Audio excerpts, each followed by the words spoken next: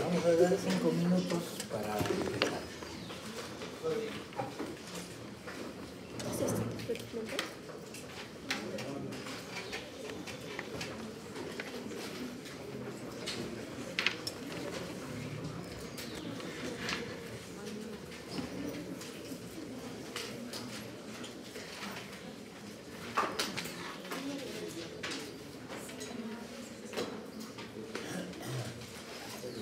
Es importante que nosotros entendamos algo, que ustedes están preparándose para ser en algún momento muy cercano médicos, pero tienen que entender y comprender que ustedes están siendo formados para servir.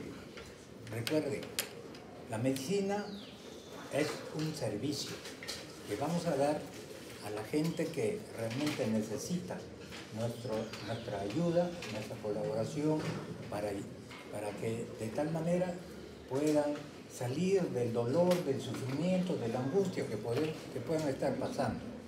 Es cierto, la medicina es amplia, pero en el área en que nosotros nos desarrollemos, sea sobre todo ustedes que van a empezar como médicos generales en atención primaria, entonces ustedes van a ver de todo.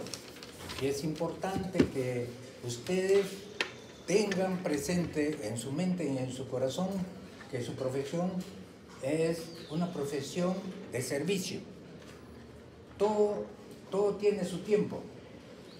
Es cierto que muchas veces va pasando el tiempo, los años, y digamos vamos aprendiendo cosas y nos vamos desarrollando como profesionales, pero hay un detalle que nunca debe realmente salir de ustedes: su corazón compasivo y misericordioso por el paciente. Tienen que aprender a ponerse en el pellejo y en el zapato del paciente. Como yo le digo a los alumnos que rotan conmigo, el ser humano es un ser, como está definido, un ser psicobiosocial. Es un mundo complejo que ustedes tienen que aprender a escuchar al paciente, porque viene con una carga, sea el problema que sea, no solamente hablando de reumatología, de cualquier área de la medicina, viene con una carga y viene con un propósito de que en ustedes puedan encontrar una salida a su problema.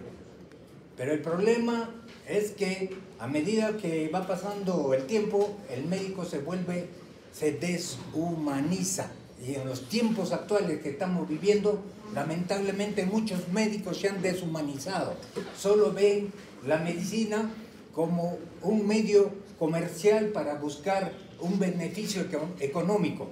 Pero más que cualquier persona, más que digamos que el presidente de la República o quien sea, el que les va a reconocer aquí, en esta vida, son los mismos pacientes. Y los mismos pacientes les van a recomendar y les van a decir: ese doctor, esta doctora es buena. Por lo tanto, vayan, acudan, buscan. Y si, por ejemplo, trabajan en el Ministerio de Salud, en el Salud, lo que fuera, ellos van a esperar, como muchos pacientes esperan, aunque sea 3, 4 meses en la espera de la cita. ¿Para qué? Porque saben, le han recomendado que es un buen médico. Así es que esa tiene que ser su mística de ustedes. No solamente que en el tiempo se vuelvan comerciales, sino que verdaderamente amen a sus pacientes, atiendan a sus pacientes, tengan un tiempo con sus pacientes. Al final de cuentas, nadie les va a recompensar, Dios es el que les va a recompensar y les va a abrir las puertas. Bueno, ese es el pequeño preámbulo. Ahora vamos al grano.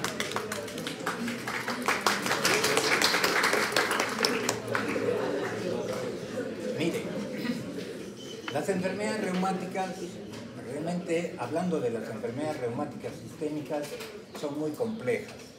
Cada cual tiene sus características específicas y cada cual tiene sus criterios específicos para llegar a un diagnóstico. Muchas veces las enfermedades reumáticas no son como el libro nos dice. puede presentarse de una manera variada, como decir así, incompleta, algunos síntomas, algunos signos, aún los exámenes auxiliares, algo que por ahí le puede estar sospechando que pueda tener el paciente, y le hacen los estudios y no hay nada concreto. Pasa el tiempo y no hay nada concreto, o simplemente cesa, desaparece y ahí quedó. O simplemente se manifiesta la enfermedad, el tipo con sus características específicas. Y en este caso vamos a hablar del síndrome de Sjögren. Como ya posiblemente han visto algunas enfermedades reumáticas, artritis, etc. La característica principal de estas enfermedades son que son enfermedades inflamatorias. Esa es la definición. Inflamatorias, sistémicas, crónicas, autoinmunes, en el cual se ha perdido la tolerancia, ¿no? entre los tejidos o las células que realmente deberían defendernos, han perdido la tolerancia y empiezan a atacar de diferente manera, produciendo una serie de moléculas proinflamatorias y que condicionan la destrucción. Entonces, el síndrome de Sjögren se caracteriza por ser una enfermedad crónica, inflamatoria, sistémica, que el punto blanco es las células epiteliales, las glándulas exocrinas. Es ahí el punto blanco donde esta enfermedad va a actuar y va a producir daño. Pero el síndrome de Sjögren, al igual que la artritis reumatoidea, no es solamente manifestación glandular, en este caso de glándulas exocrinas. Es también uno de sus componentes en el desarrollo de la enfermedad, va a producir manifestaciones extraglandulares. Y cuando las manifestaciones extraglandulares se evidencian, aquí el problema se agrava. ¿Por qué? Porque aumenta la morbimortalidad de los pacientes dependiendo del tipo de compromiso extraglandular que se pueda presentar en los pacientes.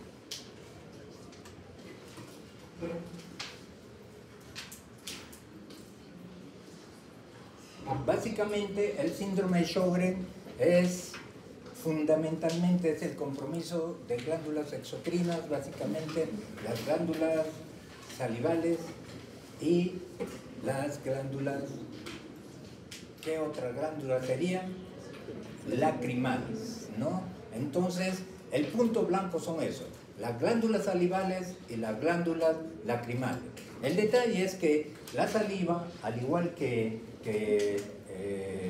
las lágrimas, cumplen una función específica. Todo lo que hay en nuestro cuerpo ha sido diseñado de tal manera con un fin y un propósito. Entonces, estas glándulas, por ejemplo, las particularidades tanto de la saliva como de las lágrimas, uno sirve como lubricación, ¿no? ¿Qué otra cosa sirve? Es también, en el caso, digamos, de la saliva, cumple una función buffer, ¿no? Entonces, estabiliza el medio entre el ácido y el alcalino. Luego es antimicrobiano, tanto las lágrimas como también la saliva. Y en el caso de la saliva va a cumplir otra cosa que permita, digamos, que las papilas gustativas, ¿no? se entren en contacto con los alimentos de tal manera que podamos percibir, ¿no? El sabor, el olor, digamos, específicamente hablando. Entonces, al dañarse estas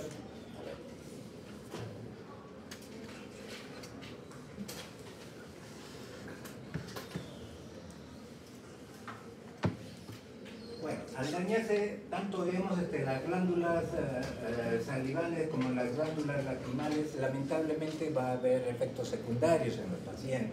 Cuando se daña, digamos, empieza a dañarse el epitelio a nivel, digamos, de las glándulas lacrimales, disminuye la cantidad de secreción lacrimal, entonces va a condicionar una serie de efectos, ¿no? El ojo rojo, sequedad ocular, daño corneal, etcétera, etcétera. Y en el caso, específicamente hablando de las glándulas salivales, lo que más se compromete son sobre todo las sublinguales y las parótidas. Y en el caso de las parótidas, inclusive es una de las características de esta enfermedad que en un 60% puede comprometerse las parótidas. Ahora, la forma de presentación no es una forma crónica persistente, es periódica. Y en ocasiones este compromiso de la glándula puede al final de cuentas ser persistente y cuando hay aumento de volumen de las glándulas parótidas, nosotros tenemos que estar pensando en otra posibilidad y son los linfomas.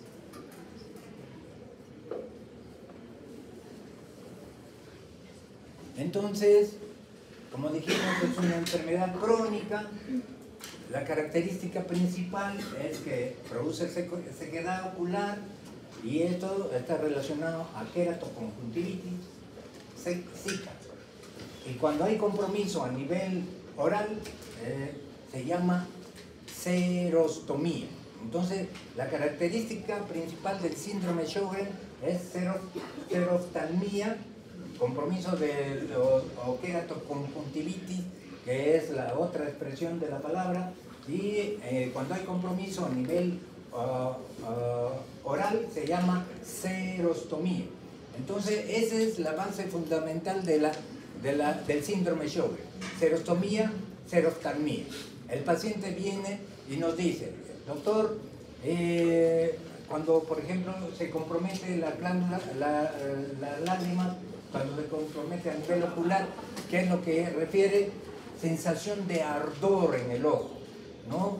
Siente como que hubiera arenilla en el ojo y se pone muchas veces rojo el ojo y presenta fotofobia. Entonces ese es digamos, los síntomas principales cuando hay sequedad ocular.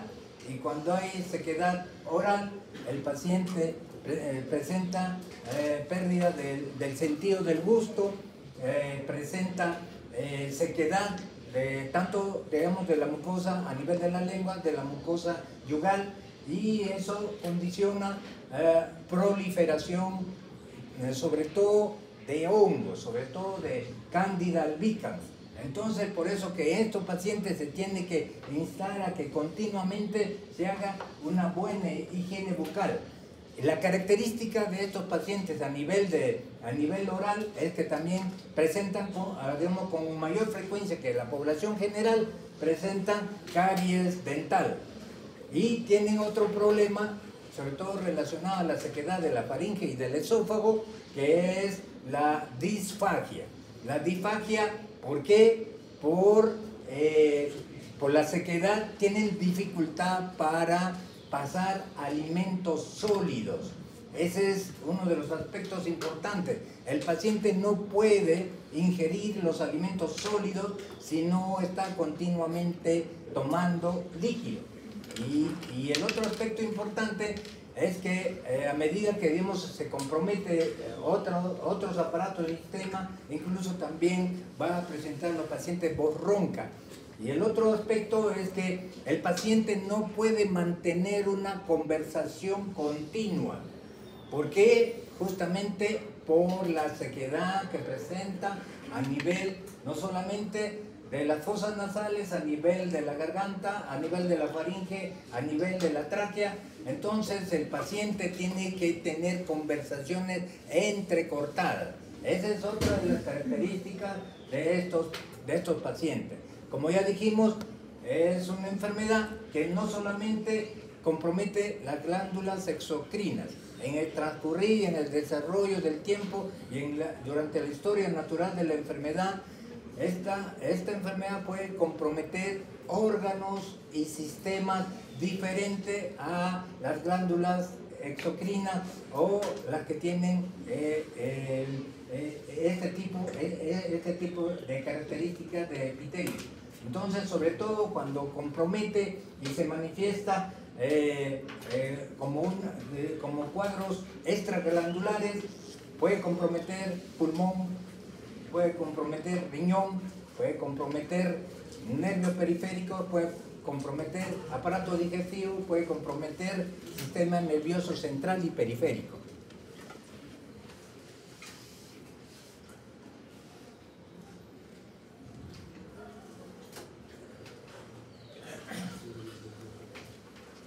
Entonces, como ya hemos dicho, pueden comprometer otros órganos, aparatos y sistemas. Y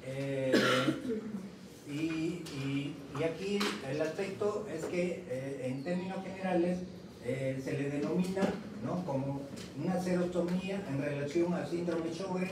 La queratoconjuntivitis es otra característica del síndrome de Sjögren, pero también hay sequedad a nivel de piel. Entonces, no es solamente serostomía, serostalmia, también hay serodermia.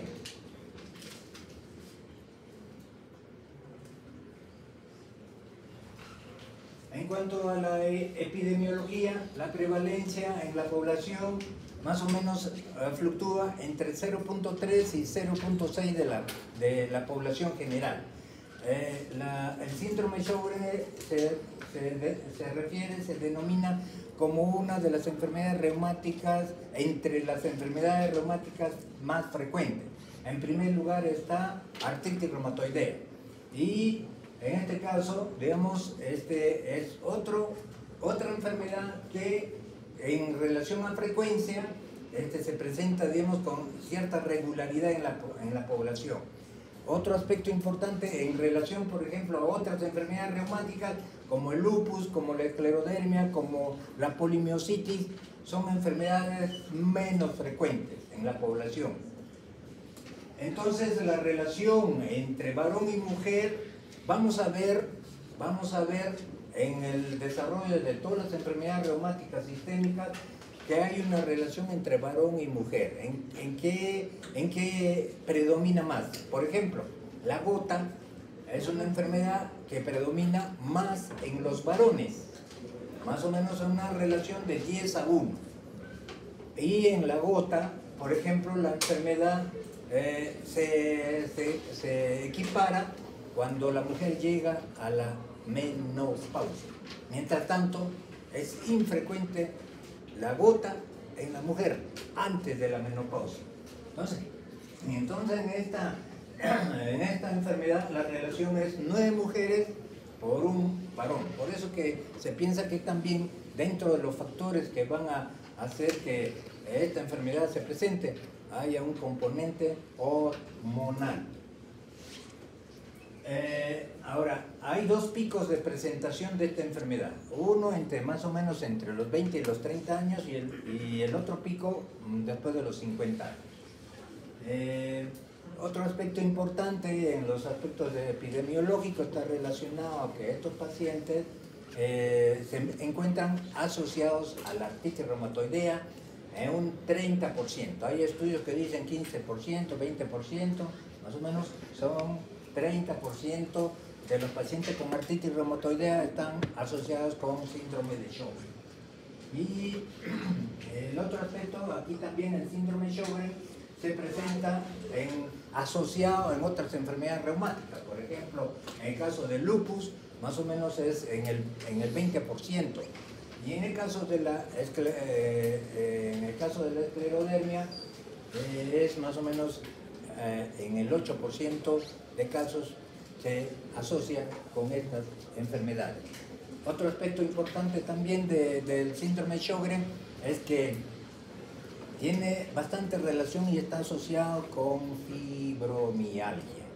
Muchos de los síntomas que presentan estos pacientes, de los síntomas generales, ¿no?, lo presentan también, digamos, es algo semejante a la fibromialgia. Por eso que uno tiene que examinar y evaluar al paciente para de tal manera definir si realmente es los síntomas constitucionales o los síntomas generales del paciente con síndrome de Sjögren o está asociado con fibromialgia. Ustedes han hecho la clase de fibromialgia, ¿no? Sí.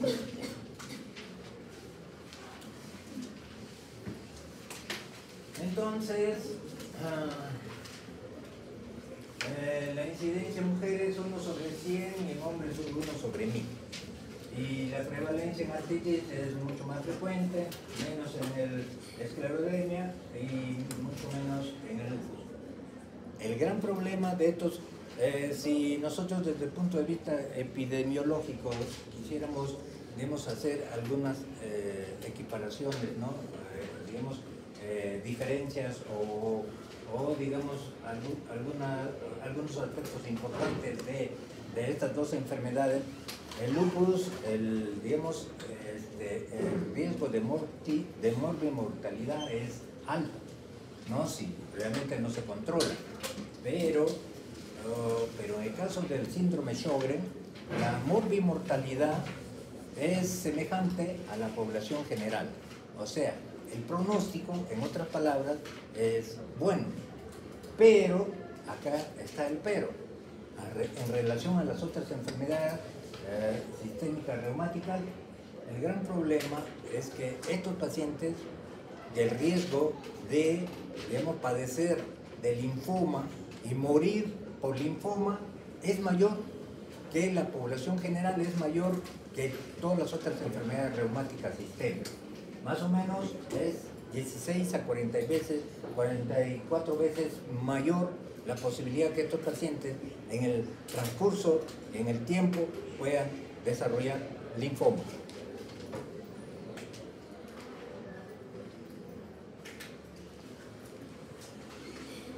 Entonces, desde el punto de vista de la patogenia en general, ¿no? Ya lo dijimos, es una enfermedad autoinmune, ¿no? Sobre todo el punto blanco de las células que atacan son las células epiteliales distales y las glándulas exocrinas son el blanco primario. Y acá hay otra característica importante, aparte de comprometer las glándulas exocrinas, no es exocrino. Otro aspecto importante es que hay hiperreactividad de los linfocitos B, con presentación, digamos, y que esto se evidencia por hiperglobulinemia y formación de anticuerpos antinucleares. En cuanto a la genética, todas las enfermedades reumáticas inflamatorias sistémicas tienen dos componentes importantes para poder desarrollar la enfermedad. Uno es la base genética, el fundamento genético en ese paciente, y el otro es el medio ambiente. Entonces, estos dos interactúan y en algún momento el paciente desarrolla la enfermedad. Y dentro en el caso del síndrome Sjögren, está relacionado sobre todo al antígeno de histocompatibilidad HLA-DR2-DR3. DR2-DR3. En la artritis reumatoidea es HLA-DR4. ¿No? Entonces, en el caso del síndrome Sjögren, igual que en el lupus, porque el lupus también tiene su base genética relacionada al HLA-DR2 y DR3. En el síndrome Sjögren también hay ese componente no relacionado a DR2, DR3, pero ese es en el complejo mayor de histocompatibilidad tipo 2, pero también está relacionado a otros genes de complejo mayor de histocompatibilidad tipo 1. Entonces, dentro de estos, en el caso, digamos, del HLA-DR3, DR2, ¿no? Sus haplotipos HLA-DQA1 y HLA-DQB1, ¿no?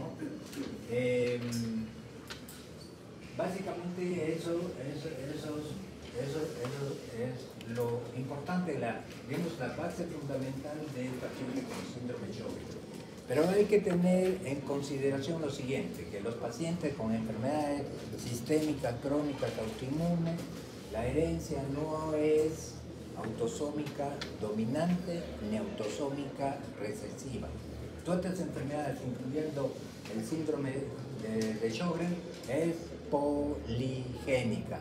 son varios genes que de alguna manera influyen en los diferentes desarrollos en este caso de los linfocitos B, de los linfocitos T y de los otros componentes de la inflamación, los que en algún momento van a interactuar y van a condicionar el problema de la pérdida de la tolerancia.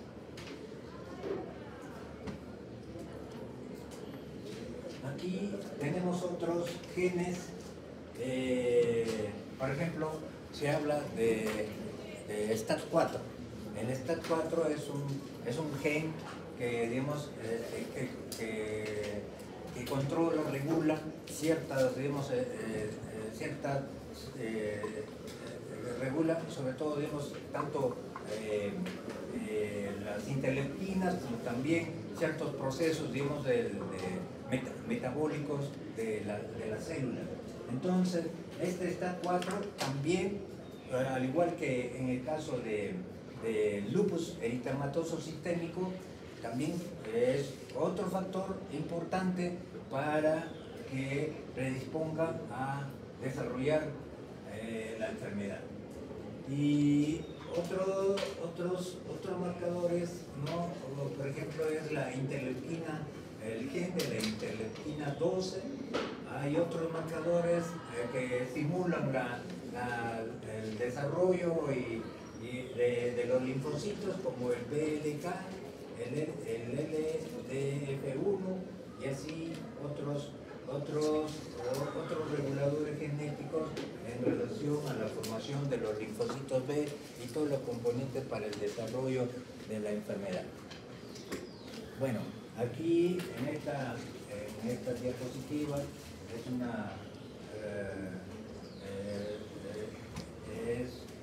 le he traído para que veamos cómo es que se produce, digamos, la infiltración se habla de infiltración periepitelial focal, de los linfocitos a nivel de las glándulas exocrinas y que luego van condicionando pérdida de estas glándulas exocrinas y destrucción, lo cual va a llevar a la manifestación de los síntomas y los signos de esta enfermedad. Entonces, el aspecto patogénico de la enfermedad es una alteración del reconocimiento, respuesta y regulación inmunitaria. En todos esos mecanismos entran a tallar estos genes para de una u otra manera alterar y condicionar la pérdida de la tolerancia y el desarrollo de autoinmunidad. Dijimos que dentro de los genes hay genes relacionados al complejo mayor de histocompatibilidad tipo 2, pero también hay genes relacionados al complejo mayor tipo 1 de histocompatibilidad, en este caso el B8. Ahora, en cuanto a factores externos, o sea, medioambientales, que están relacionados a ser los gatillantes de la enfermedad, tenemos, y eso está definido de acuerdo a los estudios, el grupo de los herpes, el virus de hepatitis C, el virus de hepatitis B, el parvovirus B19, enterovirus, retrovirus, luego y el otro es el virus de Epstein-Barr. En algunos estudios también se ha visto que algunos Coxsackie virus también están relacionados como factores gatillantes de la enfermedad.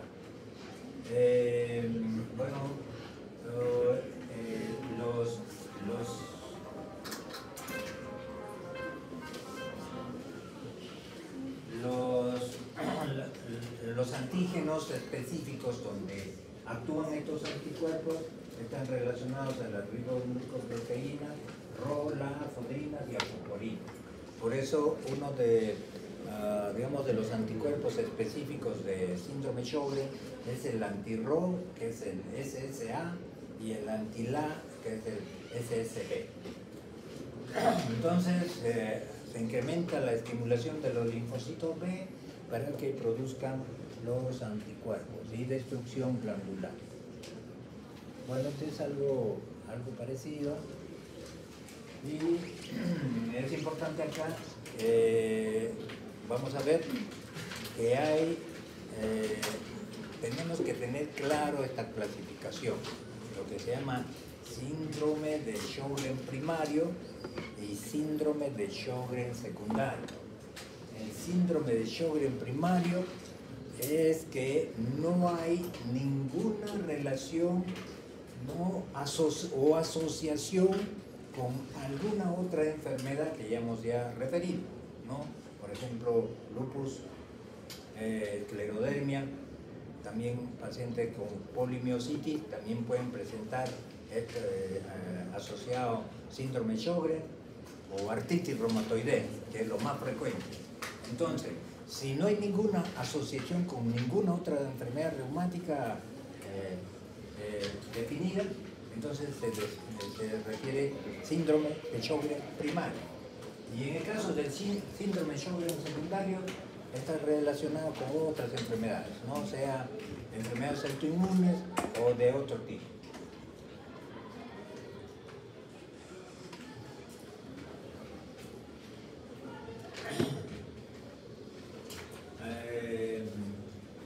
En cuanto, digamos, a los criterios de clasificación de la enfermedad, esto ha variado en el tiempo, ¿no? Había clasificaciones que databan del 1987, del 91, y así cada vez las escuelas de medicina, básicamente los que dirigen o rigen la reumatología, es la europea y la norteamericana. Muchas veces entre ellos no aceptan una cosa, el otro no acepta esto, pero en los últimos tiempos han empezado a realmente hacer consenso.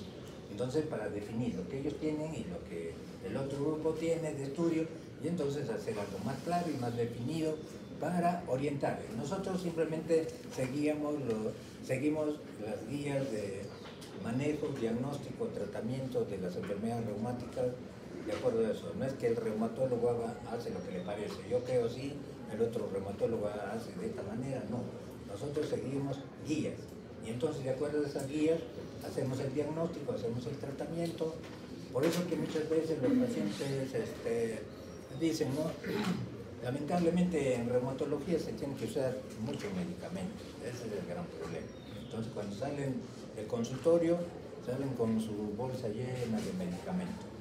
Y es cierto, ¿no? Cualquiera también se aburre, ¿no? Tanta pastilla y ya se cansa encima. Si tienen otros problemas y los pacientes reumáticos no solo son reumáticos, tienen problemas psicológicos, tienen problemas de diabetes, de esto, de tiroides, etc. Entonces al final es un conglomerado de medicamentos. Y entonces los pacientes preguntan, ¿no hay una pastillita que puede resumir todo? Entonces no existe, ¿no? Y en eso tenemos que, de acuerdo a lo que está establecido, damos el tratamiento. Entonces, por ejemplo, estos son puntajes de histología que demuestra cialodenitis linfocítica focal con puntuaciones de focos. Para decir que realmente, digamos, ese estudio histológico está relacionado al síndrome Sjögren, por lo menos debe ser mayor de 1. 2 focos. ¿Qué significa focos? Es, digamos, el estudio que se hace de una zona específica en el cual, digamos, se tienen que encontrar 50 leucocitos. Si se encuentran 50 leucocitos, entonces eso se habla de foco, es un foco. Y eso está relacionado al síndrome de Sjögren. Entonces, otro de los aspectos relacionados para el diagnóstico es la presencia de anticuerpos antirrojo, anti-LA. Pero estos anticuerpos solamente se presentan entre 30 y 60% de los pacientes. Entonces, y los otros 40 se quedaron sin diagnóstico. Entonces, por eso que hay que ver los otros criterios, ¿no? Luego, puntuación de tinción ocular, ¿no? Mayor de 5, usando, estos son colorantes que los oftalmólogos utilizan para ver realmente el grado de daño que hay, digamos, por la sequedad, ¿no?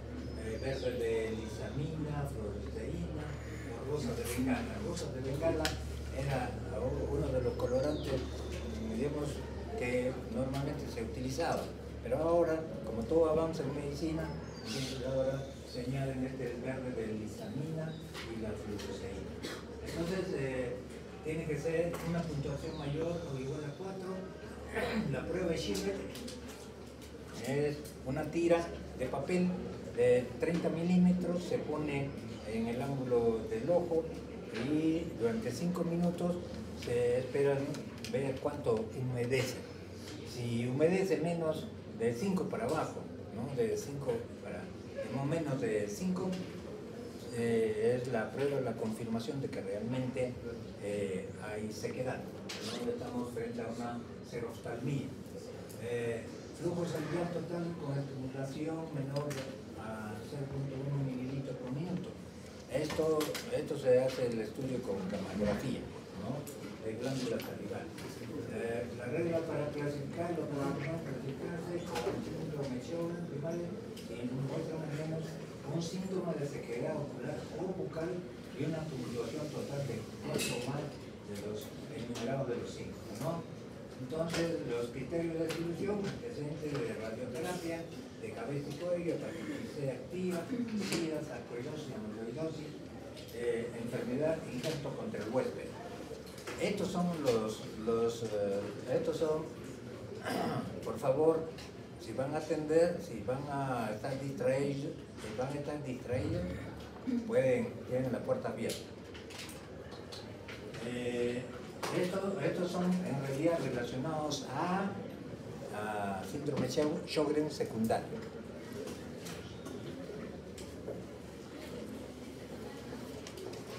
Entonces, esto es lo mismo, un poquito más ampliado.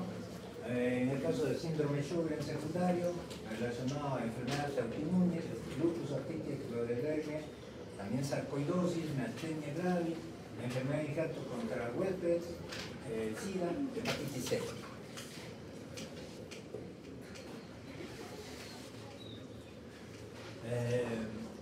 Bueno, también hay otras enfermedades como la dermatomiositis, polimiositis, enfermedad mixta del tejido conjuntivo, policondritis recidificante, tiroiditis, la diabetes mellitus tipo 1, ¿no? Cirrosis biliar primaria.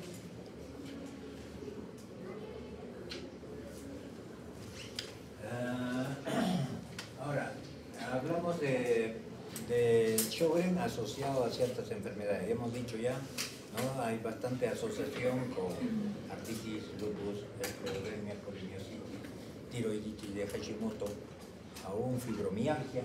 Entonces tenemos otras también, ¿no? Bueno, hepatitis autoinmune, pancreatitis crónica, infección crónica por virus de hepatitis C, el virus del SIDA, linfoma B, gamapatía monoclonal significado incierto, madre de niño con bloqueo cardíaco congénito, madre de niño con lupus mortal, fibromialgia, síndrome hepática crónica.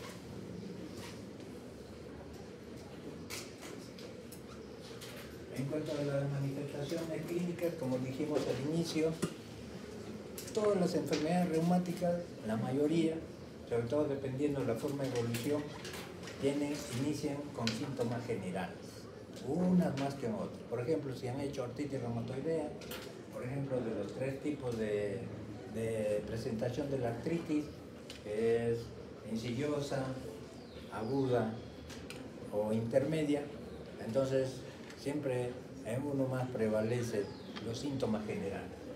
Por eso que les dije en un momento que el síndrome Sjögren tiene síntomas generales que uno tiene que definir si es realmente síndrome Sjögren parte de sus síntomas generales o es fibromialgia. Entonces, uno es fatiga normal, 70-80%, lo que condiciona discapacidad. La fibromialgia es una enfermedad discapacitante. No porque deforma las articulaciones, destruye las articulaciones y lo lleva a la invalidez. No, es discapacidad funcional laboral. Por el dolor, el paciente no puede laborar bien, no puede trabajar bien, no puede hacer bien las cosas. Entonces, es algo parecido, ¿no? Dentro de los síntomas generales tenemos la fatiga, trastorno del sueño. Trastorno del sueño es algo parecido en la fibromialgia, ¿no? Cuando uno pregunta al paciente, muchas veces ellos mismos vienen y dicen, doctor, me duele todo el cuerpo. Desde el punto de vista, cuando ya a ustedes le dicen, doctor, me duele el cuerpo, tienen que estar pensando, me duele el cuerpo, no dice me duele las articulaciones. Otra vez se dice me duele la articulación, pero me duele el cuerpo. Entonces, cuando dice me duele el cuerpo, tienen que estar pensando en la posibilidad de fibromialgia. Entonces, ¿cómo hacemos la distinción si eso no es? Le preguntamos, cuando usted se despierta en la mañana, siente como que le debieron dar una paliza que le duele todo el cuerpo, y el paciente le va a decir sí. Y después le dice, cuando se despierta usted en la mañana, siente como que no hubiera descansado bien, sí. Y le va a decir, y cuando usted se despierta y en el transcurso del día, siente como que realmente después está cansada, no tiene fuerzas, desganada, sí, esa es fatiga, eso se llama fatiga. Entonces, con eso, el síndrome de Sjögren tiene esta sintomatología, pero lo que le va a diferenciar es cuando nosotros examinamos. Otra de las cosas que le voy a decir para que nunca se olviden ustedes es examinar al paciente. Ya es una exageración, pero desde la cabeza hasta los pies. ¿Cuántas veces vienen los pacientes solamente que les duele la rodilla, que se les inflamó la rodilla? Pero cuando uno examina a los alumnos, ¿no?, que pasan conmigo, hemos visto, ¿no? Solamente vienen por un síntoma, pero yo no voy por el síntoma. Yo examino de arriba a abajo. Lamentablemente, como yo les contaba al otro grupo también que pasó, los pacientes son como el perro del hortelano. Cuando examinan, ¿por qué se demora el médico? Cuando no examina, ese médico no sirve para nada, ¿no? Entonces están insatisfechos con todo. Pero como les vuelvo a repetir, estimados alumnos, la satisfacción es personal. Hay gente que viene como que si fuera la chacra, a golpear la puerta. Entonces, pero simple y llanamente yo no les hago caso y seré el último en terminar, no porque vienen ustedes, o sea, no porque ustedes van a la práctica, toda la vida siempre lo he hecho. Y así tiene que ser, la satisfacción es personal. Ustedes se van a sentir satisfechos de haber hecho algo bueno por el paciente. No es el asunto, ya que tiene, como yo les contaba a los alumnos, no hay médicos que tienen acá bueno, ahora ya no es el lapicero, todo es computadora, ¿no? Ya, se sientan ahí, entonces, ya, a ver, diga señora, que tiene que, ya, algo más, ya. Tomen los andantes, no examinan, no hacen nada, ni siquiera saben qué cosa tiene el paciente. Y cuando uno le pregunta, ¿el doctor le examinó? No me examinó. Tenemos que examinar. ¿Y cómo vamos a hacer la diferencia, pues, entre las manifestaciones, los síntomas generales del paciente con Sjögren y la fibromialgia? Son los puntos gatillo. Lógicamente,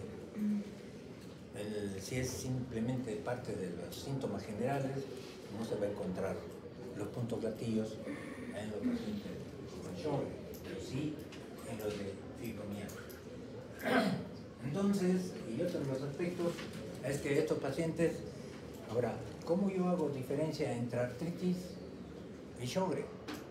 Si también el paciente con Sjögren, dentro de las manifestaciones extraglandulares, puede presentar artritis. ¿Cómo hago la diferencia? ¿Cómo sé que ese paciente tiene Sjögren o tiene artritis? Por lo general, recuerden este detalle, por lo general, pero aparte del por lo general, también tienen sus variaciones. Entonces, por lo general, el síndrome Sjögren empieza como lo que estamos describiendo: serostomía, serostalmia, serodermia. Y en el tiempo pueden desarrollar manifestaciones extraglandulares. Esa es la característica. Segunda característica, puede ser igualito que una artritis reumatoidea, pero esta artritis del síndrome Sjögren no es erosiva, no es erosiva. Ahora el otro, para complicar toda la historia, es que el factor reumatoideo en el 70% de los pacientes con Sjögren es positivo. ¿Y ahora cómo nos hacemos? Entonces, aquí hay otro detalle, pero eso es uno lo que ha, digamos, en los años de experiencia de desarrollar la especialidad uno aprende. Normalmente se habla de factor reumatoideo positivo, débil y fuerte. Débil es, digamos, más o menos, lo normal es 14, bueno, puede ser 18, 20, 30, 40, etc. Pero para dar confirmación de que realmente estamos frente a un paciente con artritis reumatoidea, tiene que ser de 80 para arriba. Cuanto más positivo, definitivamente este es un paciente con artritis reumatoidea. Entonces es otro de los detalles con los cuales nosotros podemos hacer la diferencia. Pero, como vuelvo a repetir, ese pero está relacionado también a que muchas veces el síndrome Sjögren empieza con compromiso articular. Entonces, podemos hacer la diferencia a través de si es erosiva, no es erosiva, y depende cómo es el factor reumatoideo, ¿ya? Y bueno, puede haber fiebre, como todos los síntomas generales de todas las enfermedades reumáticas, ¿no? Al inicio pueden tener fiebre y no son algo específico, no es de una característica específica, y luego se... Bueno,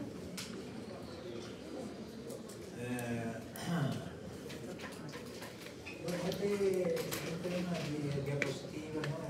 Varios estudios que hicieron en diferentes tiempos, diferentes investigadores, entonces cómo eran las características de los pacientes que digamos, que entraban en sus estudios, y ahí, por ejemplo, el sexo femenino, el país, edad de presentación de la enfermedad, boca seca, ojo seco, agrandamiento de la glándula salival, el porcentaje, luego resultados anormales de la prueba ocular, biopsia, linfadenopatía, fenómeno renal, articular, etc.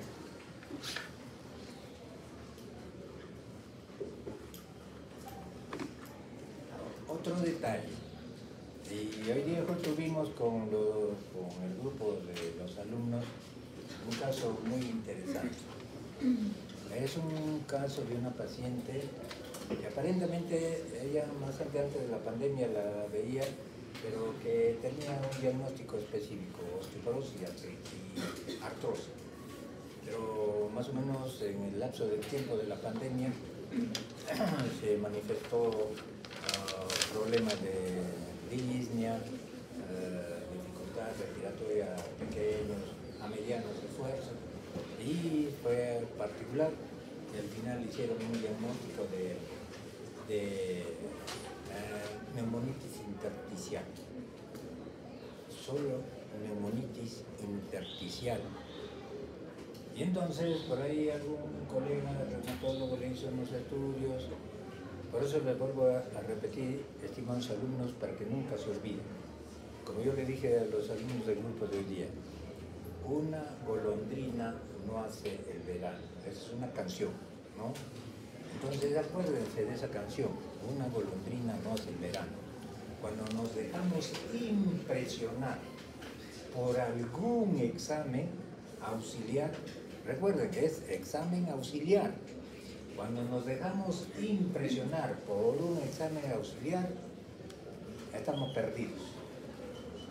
íbamos a dar un diagnóstico que no es. Entonces, le vio, bueno, un colega reumatólogo, le hizo varios análisis y todo. Salía anticuerpo antinuclear, moteado no sé cuánto, 1/400, pero había otros estudios, lo que se llaman los anticuerpos específicos por cada enfermedad, esto era negativo, y después otra cosa más por ahí, el complemento normal y ya otra situación, velocidad, tolerancia creatinina, la función renal y todo. Entonces, el colega le dijo que tenía lupus y le estaba dando para lupus. Y yo lo miré, yo dije, esto no es lupus. Primero, complemento está normal, C3, C4.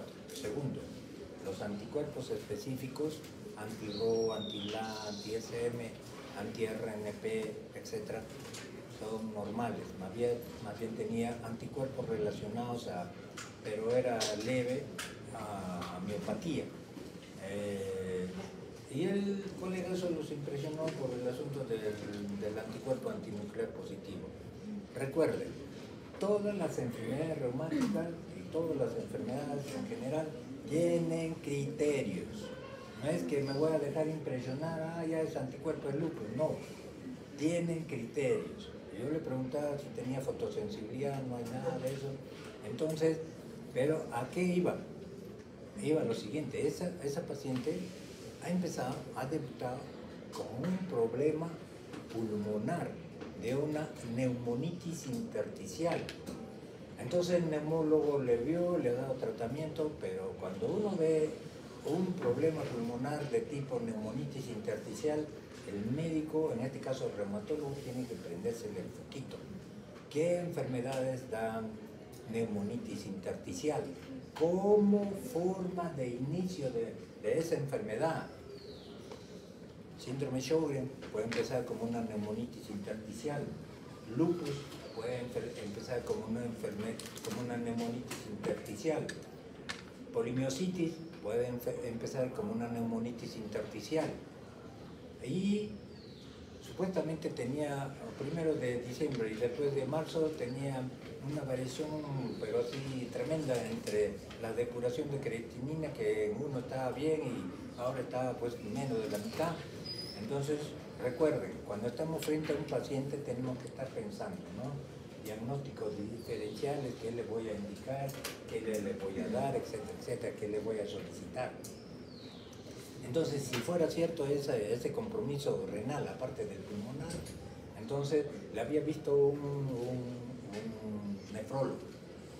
Igual que el nefrólogo, yo creía que realmente no es lupus, pero cuando hay compromiso pulmonar y hay compromiso renal, pueden ser dos cosas. Lo que se llama la angiopatía microscópica, que es una vasculitis, y puede ser una enfermedad de Wegener. Entonces, es así. Recuerden, fenómeno de Raynaud, para que nunca se olvide. Fenómeno de Raynaud puede ser la primera manifestación mucho antes que se desarrolle una enfermedad reumática. ¿Qué enfermedades puede ser la primera manifestación? Lupus, polimiositis, esclerodermia, vasculitis. Bueno, nos hemos salido ¿no? Ya. Entonces, en cuanto al cuadro clínico, hay pérdida lenta e insidiosa del flujo lacrimal. Recuerden que el desarrollo de esta enfermedad es insidiosa, es que decir, rapidito. No es como la artritis reumatoidea, que si en menos de un año no se ha hecho el diagnóstico, no se empezaba a dar tratamiento, lo lleva a la destrucción articular. Entonces, pérdida insidiosa del flujo lacrimal salival. A nivel del ojo hay irritación, ardor, sensación de cuerpo extraño, fotofobia, o sea, la luz le molesta, el ojo está rojo, ¿no? Pérdida de epitelio corneal, por eso que hacen úlceras corneales, erosiones, ulceraciones y en caso grave, perforación.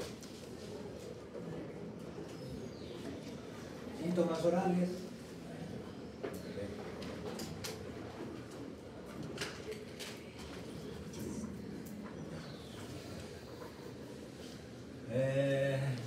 orales, sensación de ardor, ¿no?, en la boca, disfagia, lesiones lineales, hay una alteración de la lengua, se vuelve una lengua geográfica, seca, ¿no?, con hendiduras, dolorosa, ya no siente sabor, ¿no? Alteración del gusto, se queda bucal, crecimiento bilateral en la parótida. Normalmente cuando se desarrolla esto de crecimiento parótida es unilateral, en el tiempo puede ser bilateral. Estomatitis, propensión a infecciones y, como les dije, caries dental, ¿ya? Bueno, esta sequedad de nariz, la sequedad de las vías respiratorias superiores, como decir así, puede condicionar epistaxis y también sinusitis crónica. Puede haber laringe, otitis media recurrente, traqueobronquitis o neumonía, mucosa vaginal. O sea, esta enfermedad ataca todo donde haya epitelio. Entonces, le destruye también la mucosa a nivel vaginal y le va a condicionar en la mujer dispareo, ¿no? Puede haber atrachia, sinovitis activa, ya eso ya. Entonces, ya también. Bueno, por ejemplo, esta es una fotografía, ¿no? Miren la lengua, ¿no?, geográfica, miren, toda seca, roja, despapilada, caries dentales.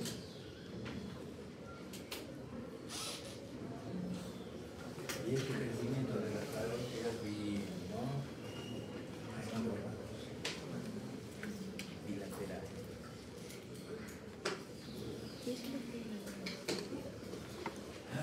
La tumefacción parótida, ¿no?, puede presentar forma aguda o crónica, pero por lo general es cambiante, ¿no? Hay periodos en que se presenta, desaparece, otra vez se vuelve crónica, ¿no? Y sobre todo cuando es persistente hay que descartar linfoma, sequedad en la esofaringe, heterodermia, etc.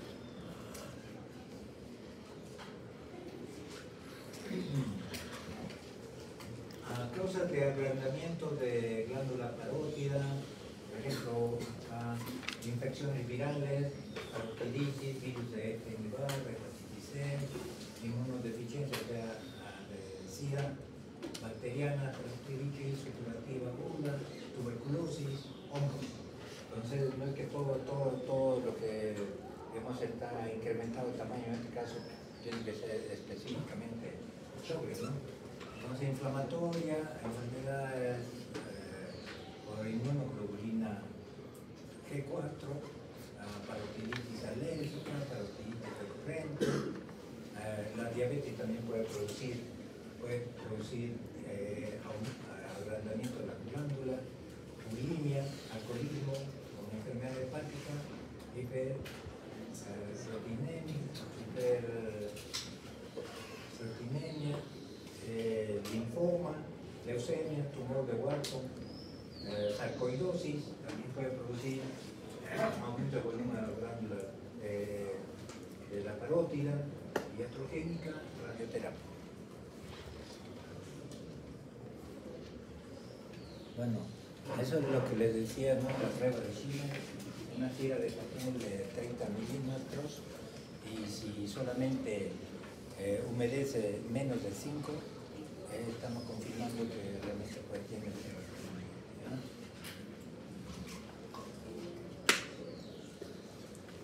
Bueno, ahí también hay agrandamiento de las glándulas maxilares.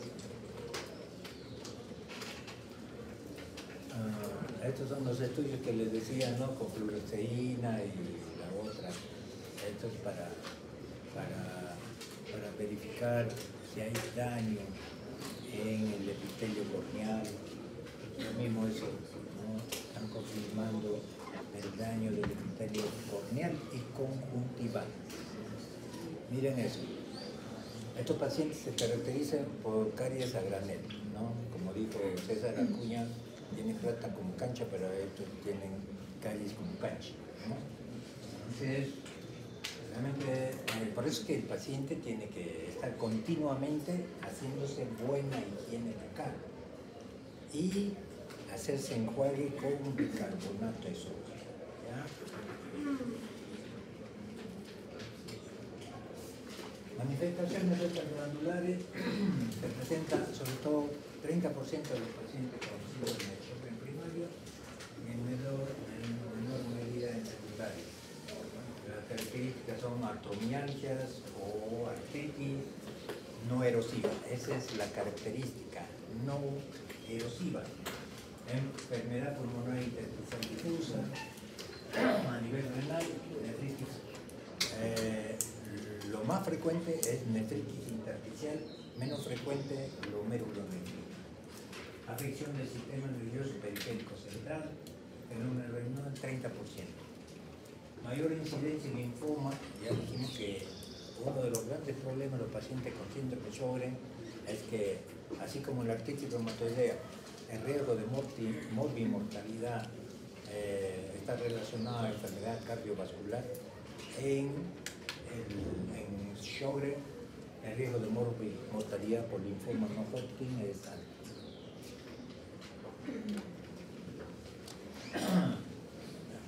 Arcadia artritis más o menos en el 60%, o sea, esa es de las manifestaciones glandulares lo más frecuente. Fenómeno renal, 37%, afección pulmonar, vasculitis, afección renal, linfoma, escleromegalia, neuropatía periférica, miocitosis, en esa proporción. Aquí, manifestaciones sistémicas seleccionadas del síndrome de Sjögren, nefritis túbulo intersticial, en el caso, por ejemplo, de neurológico periférico, neuromielitis óptica, enfermedad de sustancia blanca, cutánea vasculitis, lupus cutáneo subagudo, o sea, lupus like, lo que se llama. El síndrome de Sjögren puede producir lupus like parecido al lupus subcutáneo subagudo. Luego eritema anular es otra de las lesiones que produce a nivel de la piel. Luego endocrino, asociación con tiroiditis autoinmune, o sea, de Hashimoto. Hepática, asociación con cirrosis biliar primaria, hepatitis autoinmune, vasculitis pulmonar, enfermedad vía respiratoria, bronquiolitis obliterante, bronquiectasias, o sea, de todo. Hematológica puede producir también leucopenia, anemia, trombocitopenia tipo lupus, ¿no? Hipergamma globulinemia, crioglobulinemia, gamapatía monoclonal. Por ejemplo, este es un paciente con síndrome de Sjögren y compromiso a nivel de piel vasculitis, con lesiones purpúricas.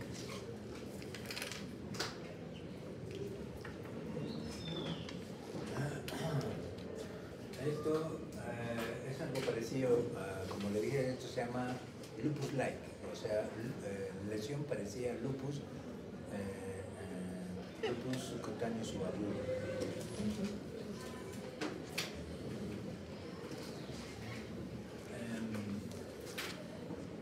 En cuanto al compromiso neurológico, por ejemplo, neuropsicológico, compromiso cognitivo, depresión, ansiedad, alteración del sueño, sistema nervioso central, puede producir neuropatía óptica, meningitis aséptica recurrente, crisis epiléptica, migraña, síndrome cerebroso y del tallo, eventos cerebrovasculares, síndrome neuromotora, iritis transversa, neuropatía progresiva similar a esclerosis múltiple, o sea, este también da un cuadro parecido, semejante a esclerosis múltiple. Y a nivel periférico, neuropatía sensorial. La característica del síndrome de Sjögren, a diferencia de todas las otras enfermedades reumáticas que comprometen nervios periféricos, el único que da, digamos, neuropatía sensorial pura es síndrome de Sjögren, puede ser una pregunta de examen. Polineuropatía periférica sensitivo-motora, polineuropatía desmielinizante, esto parecido a Guillain-Barré. O sea, esto también puede coincidir dentro de las manifestaciones extracurriculares. Neuropatía craneal, principalmente neuropatía sensitiva del trigémino, neuropatía autonómica, mononeuritis múltiple. Ya. Aparato respiratorio, rinitis atrófica, pseudotráquea. Por eso que los pacientes tienen disfonía, voz ronca, o la sequedad del árbol traqueobronquial.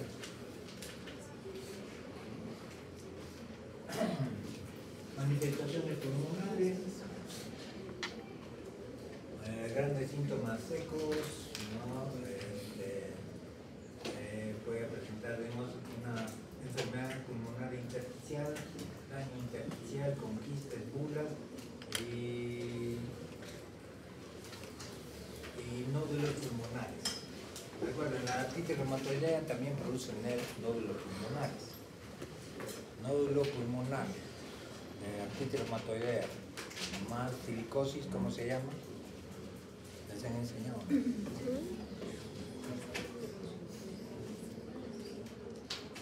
¿Cómo se llama? Síndrome de Kaplan. Ya, enfermedad pleural, raro. En síndrome de Sjögren no es frecuente enfermedad pleural. Enfermedad vascular, hipertensión arterial pulmonar, vasculitis, etc.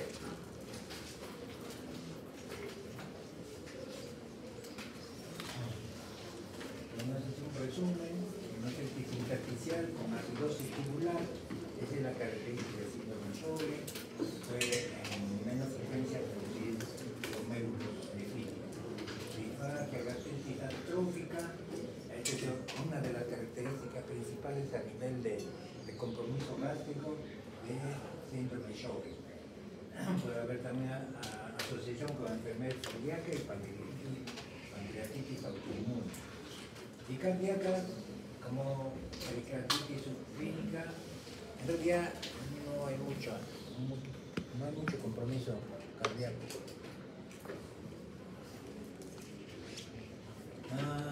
Los linfomas, sobre todo de bajo grado, en parótida, pulmón o tubo digestivo.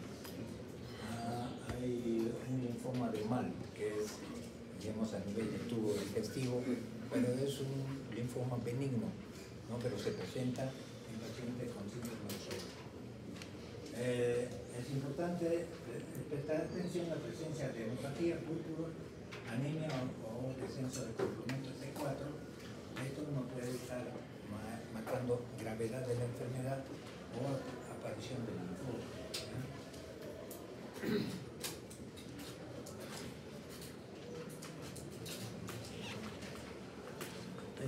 Bueno, todo esto es como un resumen de la palpable, nódulos, urticarios, fenómenos renal, vasculitis, reumática, hematológica, etc.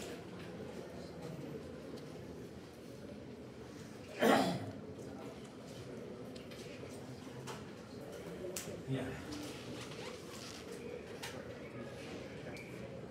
Diagnóstico, es una enfermedad crónica, progresión muy lenta. Importante en el diagnóstico es mejorar, el fin y el propósito, mejorar calidad de vida y prevenir y percibir la aparición de complicaciones. Ese es el fin de la relación médico-paciente a donde vamos a llegar.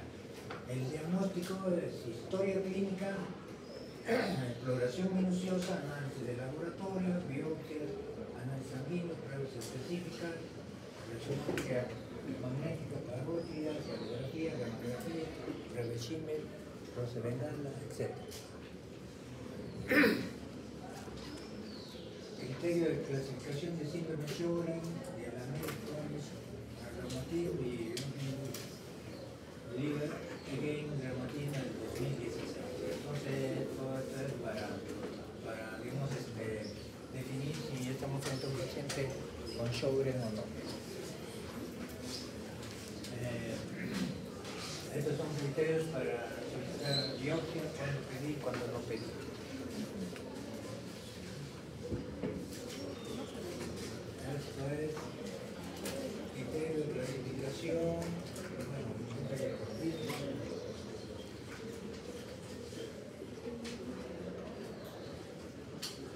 Entonces,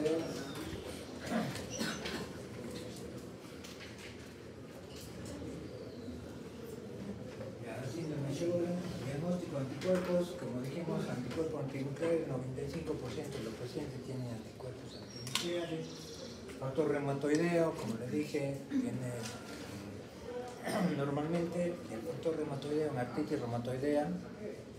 ¿Cuánto es el porcentaje, se acuerdan, de positividad?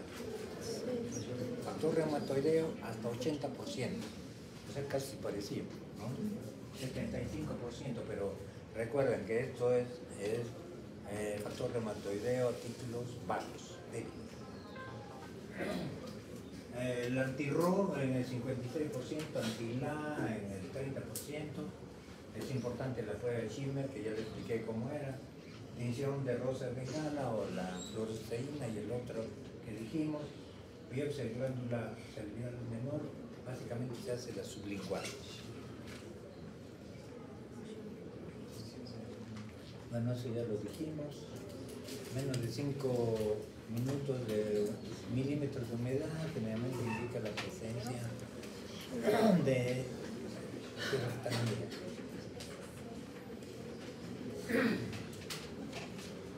Eso ya también.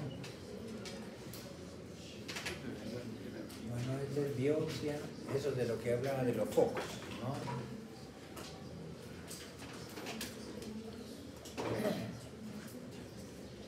Entonces, esquema diagnóstico para el síndrome de Sjögren, historia clínica, buena historia clínica, recuerden un detalle. En la vida del médico todo depende de la historia clínica.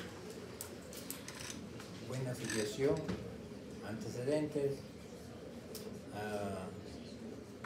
tomar los datos de la anamnesis y un buen examen clínico. Cuando hacemos todo eso, tenemos más del 50% de llegar a un diagnóstico.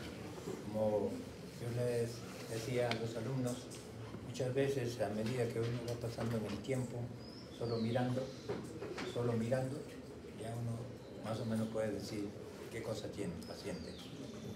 Ellos, por ejemplo, normalmente, ¿no?, ustedes miran y no ven nada, ¿no? Pero por eso les repito, alumnos, no solamente acá voy a venirles a dar clases de reumatología, sino estilo de vida y para que ustedes nunca se olviden. Tienen que aprender a agudizar sus sentidos. Ojito, no pestaña y ceja, ¿no? Ojito, manos. Y ahora, es cierto, casi nosotros no mucho ocultamos, pero otra vez ocultamos. Pero ahí está el kit del detalle. Cuando ustedes empiezan a agudizar sus sentidos, sus ojos, sus manos, solo mirando, ya pueden ir resumiendo de lo que realmente, qué tiene el paciente, ¿no? Entonces, bueno, que las pruebas, Schirmer, rosa bengala, etc. ¿no? Menos de 2 criterios, síndrome seco. Menos de 2 igual. Mayor de 4 o igual criterios, síndrome de Sjögren. Si tuviera 3 criterios, hay que pedir biopsia. Si es positivo, síndrome de Sjögren. Si es negativo, un síndrome de Sjögren probable.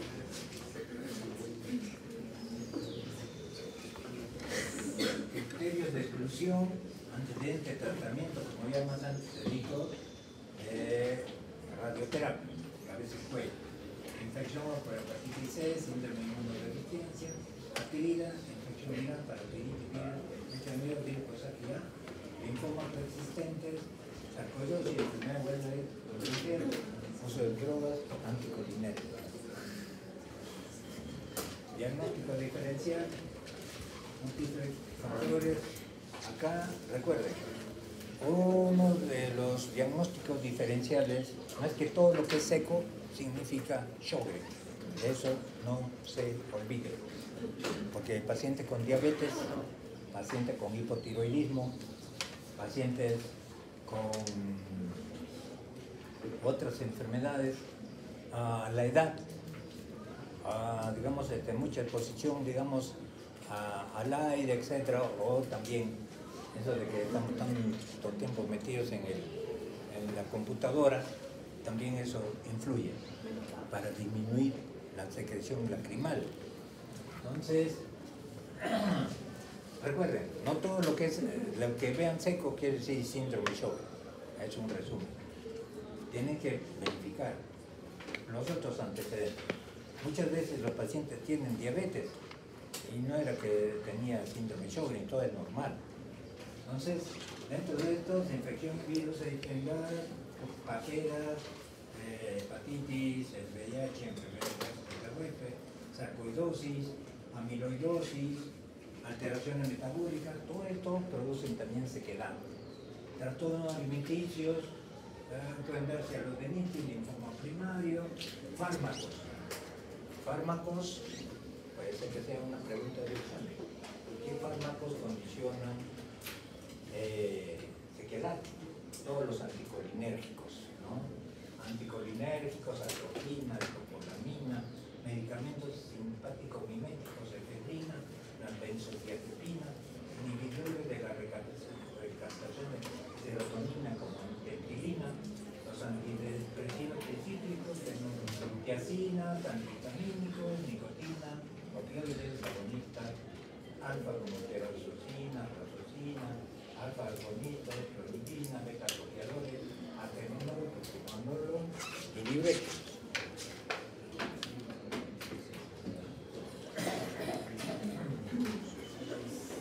Diagnóstico diferencial, bueno, principalmente evaporativo, enfermedad de los párpados, por ejemplo eso, ¿no? Por ejemplo los viejitos, ¿no?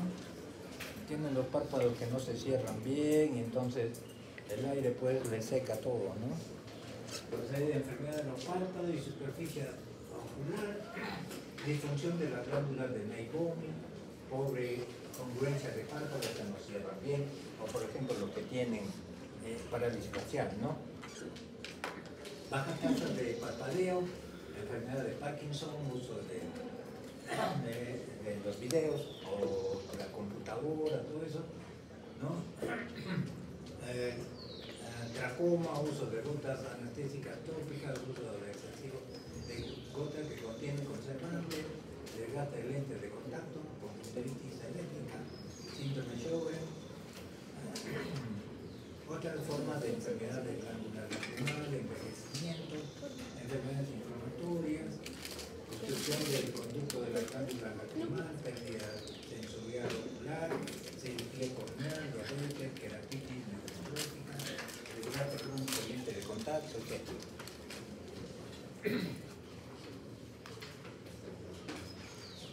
Y esto, bueno, por ejemplo, esto de la enfermedad de injerto contra el huésped crónica, fármacos sistémicos, evaporación excesiva de agua por la superficie ocular, ¿no?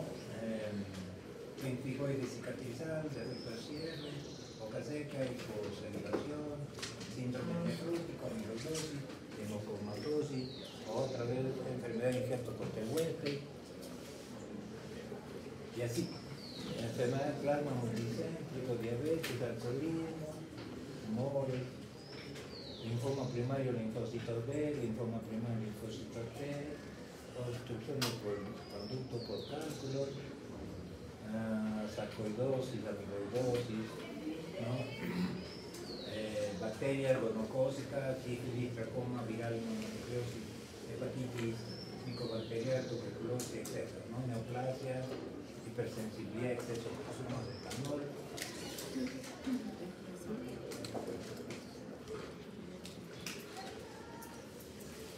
Bueno, eso ya lo hemos visto, enfermedades que pueden asociarse a síndrome de Sjögren, fascitis eosinofílica, amiloidosis, hipertermosis tóxica, enfermedad de injerto, mononucleosis infecciosa, enfermedad celíaca, enfermedad radial del adulto, lupus,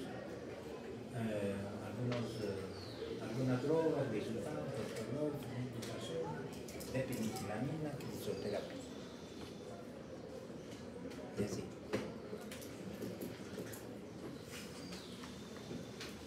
Entonces tenemos anemia, leucopenia, ya dijimos linfopenia, trombocitopenia, hay elevación de los restantes de fase aguda, hemoglobina, puede haber C4 bajo, complejos inmunocirculantes.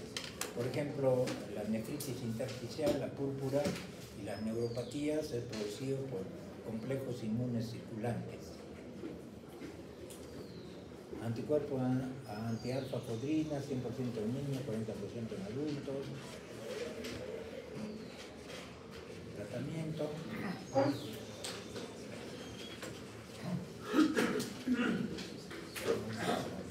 Lo importante es eliminar los síntomas y evitar el daño producido por el complejo seco. Serostomía, queratoconjuntivitis. No tiene cura, pero el tratamiento es adecuado y ayuda a aliviar los síntomas. Eso es lo más importante. El tratamiento puede ser paliativo o farmacológico. Paliativo solamente para manifestaciones glandulares y farmacológico dirigido a la función sistémica. En caso, realmente el síndrome de Sjögren no tiene específico, hablando de serostomía, serotermia, serodermia, no hay tratamiento, solo es sintomático. Solamente se da tratamiento específico para las manifestaciones extraglandulares que pueden comprometer la vida del paciente.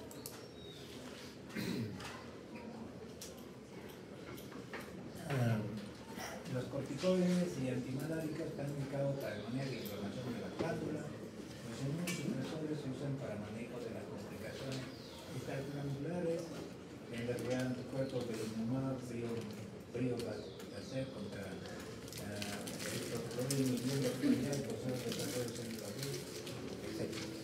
Por esto, más que todo, y la terapia combinada, medidas preventivas, medicamentos cialotrópicos, o sea, ayudar a solucionar el problema de la serostomía, serotermia, estimulación de salival farmacológico. Entonces, manifestaciones glandulares, serostomía y bucal es importante. Y la pilocarpina, tanto a nivel de problema ocular como digamos, oral, se ha visto, digamos, en estudios que se han hecho en estos pacientes que usan pilocarpina, es cierto, tiene efectos secundarios. El problema es que mejoran digamos, la secreción lacrimal y la secreción ocular. El otro producto es cibenilina, algo así se llama. Juntos se han visto buenos efectos, digamos, para mejorar algo en los que todavía tienen alguna porción de la glándula funcionante.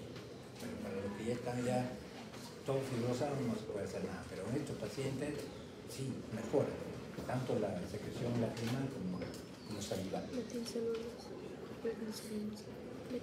Ya.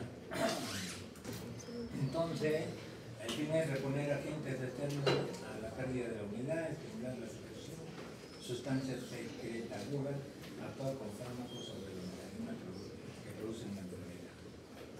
Evitar todo lo que hemos visto, todo aquello que produce sequedad.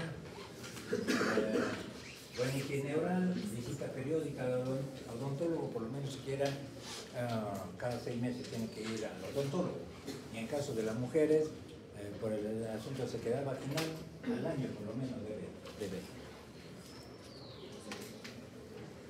Bueno, esos son algunos, digamos, de las soluciones que se utilizan para la sequedad nasal, vaginal y cutal.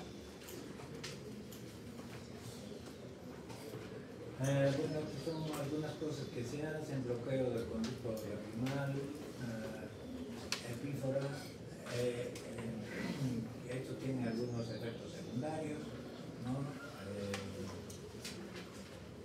Pero eso ya lo hace más el oftalmólogo. Salivas artificiales para los pacientes con serostomía, agua a menudo. También hay lágrimas naturales, ¿no? Artificiales. Chicles, en este caso para los pacientes que tienen síndrome de Sjögren, tienen que ser chicles o caramelos sin azúcar. ¿Para qué los chicles y los caramelos sin azúcar? Para que le estimule la secreción, para que algo que le queda de glándula pueda funcionar, ¿ya? La pilocarpina, 5 miligramos 4 veces al día. Labial de aceite, cápsulas de gel de vitamina E, lo muerden y entonces Unos hacen como el 4. El dentista debe revisar cada 3 meses. El candidiasis, darle tratamiento. Ya, eso igual de la factor fecundo es para ti, aplicar calor local húmedo, tratar sobre infecciones, analgésicos. Si persiste, probar el linfoma. Ya, bueno, estos son para fluidificantes, estos son digamos, lo que se utiliza para la sequedad ocular, la artritis, acidosis tubular, solución de sodio oral, vasculitis, los corticoides, medicamentos inmunosupresores, ¿no? Fenómeno Raynaud y Felipino con ácido acetil salicílico. Cuando hay problema articular, hidroxicloroquina con antiinflamatorio, linfoma, bueno, eso ya manejo de otro tipo. Ya, pilocarpina, por ejemplo, acá les decía, ¿no? 78% de los pacientes presentan mejoría de sequedad oral, 66% de la sequedad ocular, 52% de la sequedad dermatológica. Muy importante para estos pacientes no fumar, hacer ejercicio con regularidad, dieta equilibrada. Bueno, estos son otras cosas más sobre si tuviera algún problema, parótida, pérdida de visión, afección pulmonar, etc. Bueno, eso básicamente ya tratamiento de especialista. Ahora hay medicamentos, digamos, cuando hay compromiso de neumonitis intersticial, o compromiso de riñón, o compromiso del sistema nervioso central que puede afectar, digamos, comprometer la vida del paciente. Entonces lo que se utiliza es el rituximab, y ahora último ha salido esto, el belimumab. Complicaciones: úlceras corneal, vasculitis, linfoma,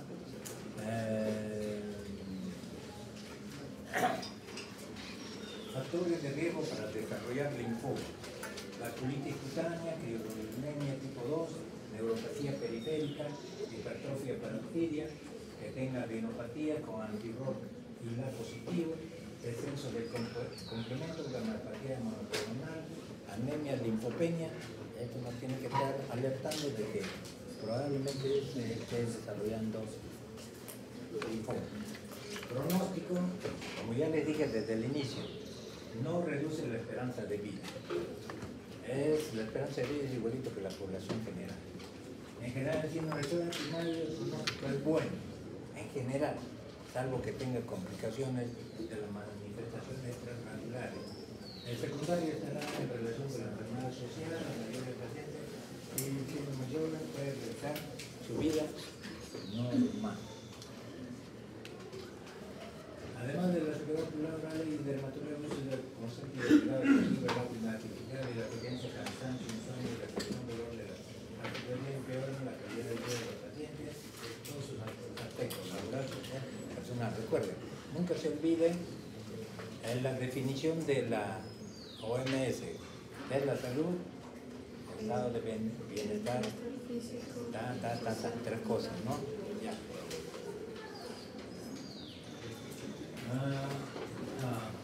¿Cuándo derivar? Todos los casos sospechosos de síndrome de Sjögren deben ser derivados al especialista para confirmar el diagnóstico. Los pacientes con enfermedad están limitadas a la superficie mucosa, requerirán solamente una evaluación anual por su médico de cabecera. Los pacientes con manifestaciones glandulares se controlarán cada 3 meses. Paciente con daño orgánico terminal cada 3 meses. Gracias. ¿Alguna pregunta?